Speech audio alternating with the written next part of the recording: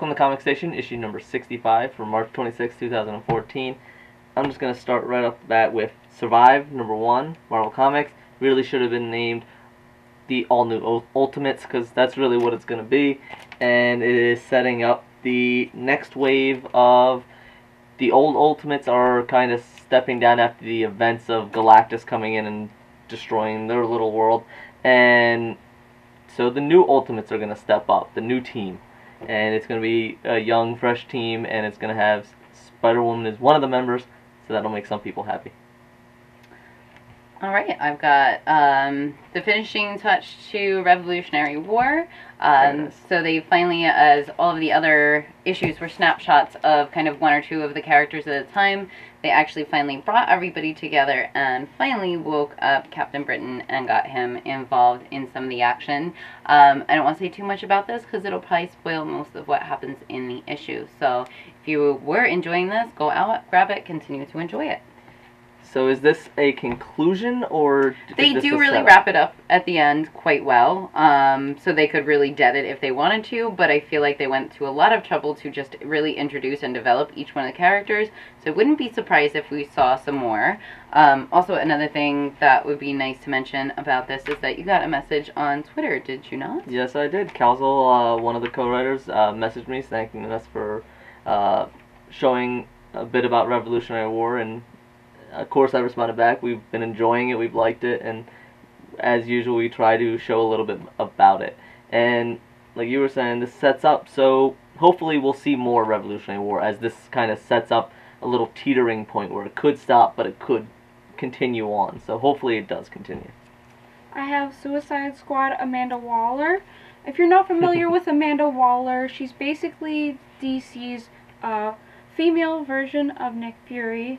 If you're more of a Marvel person or you've just seen the movies, pretty much the same character as a female.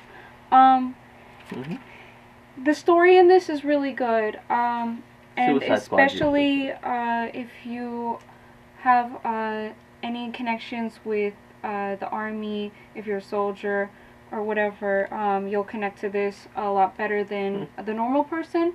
But I'm not connected to the army, and I still can appreciate this, so I think it's very good. So what's her capacity in the Suicide Squad? Is she in?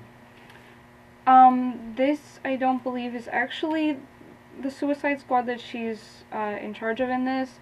She's just in charge of keeping people alive. Okay. So hopefully we'll see some other members coming in.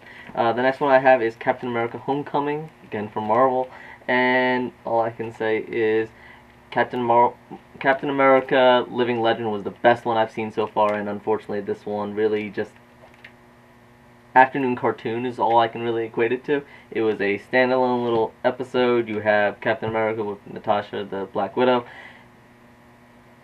Something about the faces weren't quite right with me, and it's Saturday morning cartoon. It was entertaining, it was a tidbit, but nothing really satisfying.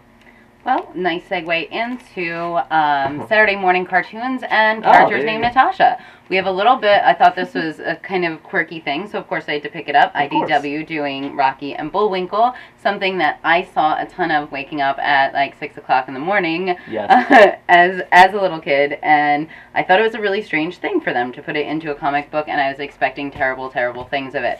However, from IDW, they usually do a pretty good job with these sorts of things, and they did a pretty decent job with this too.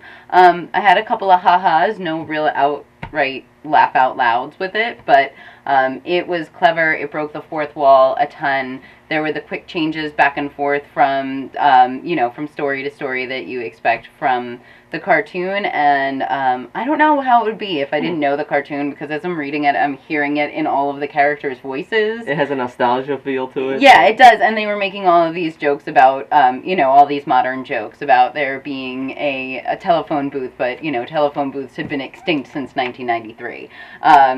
So they kind of, they're doing it, they know what they're doing with it. I don't know that I would really, pick this up or recommend it to anybody, but it being in my face, it was an amusing read. It sounds like they're really aiming it towards us. Yes. Our age group. Absolutely. And if we have kids, to then give it to the kids to have them enjoy it through you, but you're the one enjoying it. You're just making them enjoy it. Exactly. So. I have Iron Patriot #1. Again, if you're into the army, this is good for you. However, I did not enjoy the story as much in this one. I did enjoy the art, and I wouldn't pick up the second one, but if you're really into the army and everything, it's probably much more for you. Cool. Actually, the opposite. I enjoyed the story, and the art kind of quirked me a little bit. This is Silver Surfer #1. Really Marvel heavy today. And the story was interesting. What are you going to do with a cosmic being that's so powerful he can literally reignite his sun?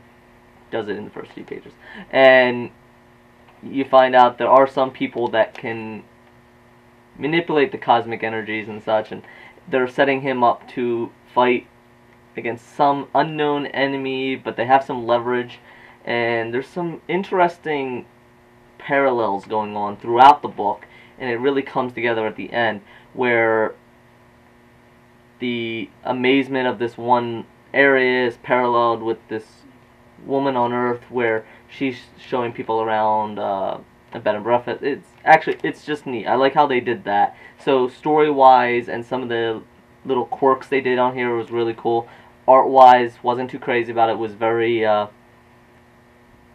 not outdated, but dated. And otherwise, really cool, interesting. If you're a fan of Silver Surfer, check it out. But that's probably where it ends. I have Sandman Overture #2. As you remember from us reviewing #1, nothing really happened, but was super pretty to look at. #2 returns and is even effing prettier to look at.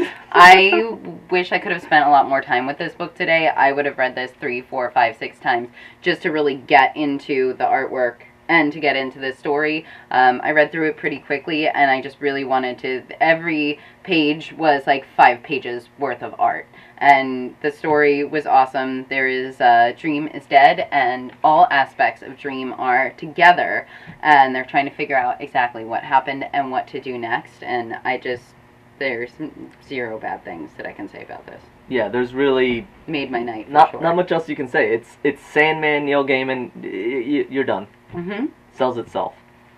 The last issue I have is Blackout, and this is from Dark Horse Comics.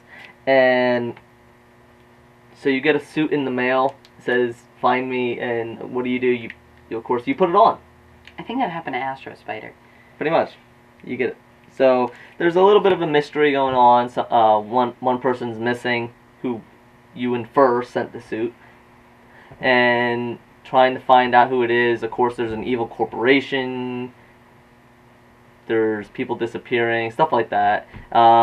Overall, really interesting idea where basically, if you ever played the game Portal, this is kind of, you go from one portal to the other, but he is traveling in between, where time and space kind of like stop while he's traveling between these 2 points. So that's what the suit allows him to do, is survive in that stop time. Really cool stuff. So he's kind of bumbling, which is actually one of the endearing parts about it, because if you're just given a suit out of the blue, you don't know how to work it, you don't know the rules about it. He's learning about it, and you get the idea that he's not very good at it. So that's interesting. I like the idea behind it, at least. Nice. And finally, we have our statue. Just a really creepy Joker black and white statue. And you two like the cat? I love the cat. It looks like a Cheshire cat. It is very adorable. It has a big smile on it. That's why it's creepy. Cats are always cute. Yes. I have 3 cats. I love my cats, but if I ever see them smile, I am out of there, because I know they're up to something. They're always up to something anyways. I like this series of figures. It's aesthetically pleasing to me, but I don't really get the whole why they did a whole series of black and white figures with a more sort of modern art style to them. I like the black and white. I do like that monochrome style to it. It's interesting how they're making different aspects of the characters, yet keeping them recognizable. Mm-hmm. So it really just comes down to, do you like this style of this person in this style at this time? Or do you like this person in this style? And so they're making a lot of different options. More stuff to buy. Yeah, More that's basically it. To come to the More comic reasons. station. It's Batman, best-selling, biggest name comics, so just, of course, put it out there and people will buy it. That's basically it. But hopefully they make one that you enjoy, so you'll be able to pick it up and actually enjoy it with all the variety that they make. Awesome. Yep. And next we have reviews. And Lido has some reviews for us this week. You can go check them out, as always, on fronttowardsgamer.com. Here are some of the titles that you can check out.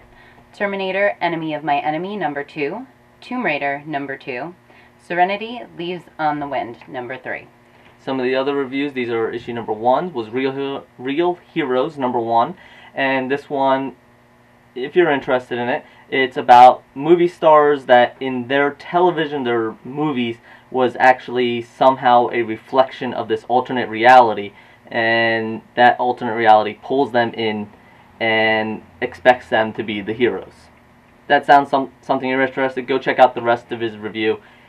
He had some interesting things to say about it.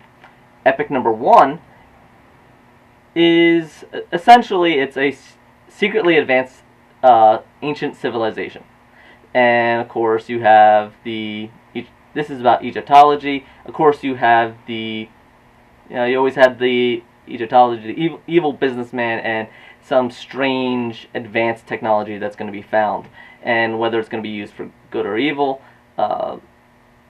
Lido found this a little bit more enjoyable, but if that sounds something you're interested in, the artwork he did point out was interesting, and you should check that out. It had a little bit of an Egyptian tie-in to it to go along with the Egyptology.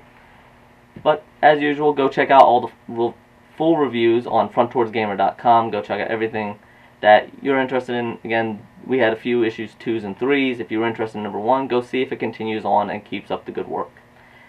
Thank you again for Comic Station issue number 65 for March 26th, and we will see you next week.